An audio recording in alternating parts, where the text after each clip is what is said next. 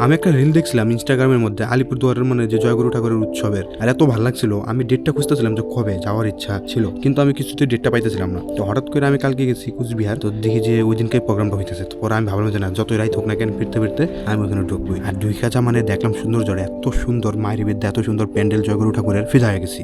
তোমরা একবার নিজে দেখো ভিতরে প্যান্ডেল ডেকোরেশন, ও হো হো, আমার যেটা ম্যানেজমেন্ট আর কি, পুরো মাঠটা যে এত সুন্দর করে সাজাইছে ভাবা যায় না।